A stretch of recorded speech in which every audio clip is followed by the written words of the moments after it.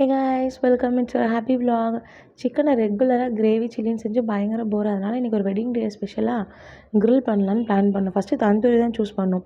அதுக்கு மேகினேட் டைம்லாம் ரொம்ப ஜாஸ்தியாக பிடிக்கும், டைம் வேறு இல்லை. ஸோ இன்றைக்கி க்ரில் பண்ணலான்னு சூஸ் பண்ணியாச்சு. க்ரில்லோட மசாலாஸ்லாம் கேப்ஷனில் கொடுத்துருக்கேன் அண்ட் டிஸ்பிளேலையும் வியூ ஆகும், செக் பண்ணி பாருங்கள். வீட்டில் இருக்க ஹோம்மேட் மசாலாஸே இதுக்கு போதும்.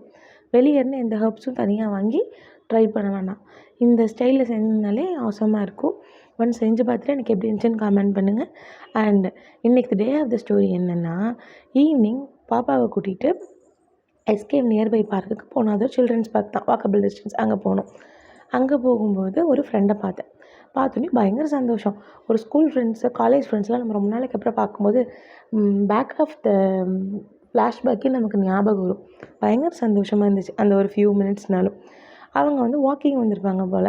அப்புறம் ரெகுலராக வருவீங்களான்னு கேட்டதுக்கு, ஆமாம் 25 ரெசல்யூஷன், ஸோ நான் வரேன், வெயிட் கொஞ்சம் எக்ஸஸ் ஆகிட்டேன். நாங்கள் ஐயோ இந்த டாபிக் நமக்கு செட் ஆகாது அப்படின்ட்டு. அதுக்கப்புறம் நீ எதுவும் ரெசல்யூஷன் எடுக்கலையான்னு என்ன கேட்டாங்க.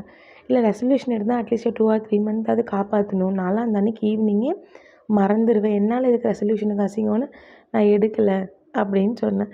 ஓகே, கீப்பப் பண்ணு அப்படின்ட்டு அவங்க சிரிச்சிட்டு பழைய ஃப்ரெண்ட்ஸை பற்றிலாம் கொஞ்சம் நேரம் பேசிவிட்டு யார் கூடலாம் டச்சில் இருக்கேன்னு கேட்டுட்டு கிளம்பிட்டாங்க. அண்ட் நீங்கள் என்ன ரெசல்யூஷன் எடுத்திருக்கீங்க 25லன்னு சொல்லுங்கள்.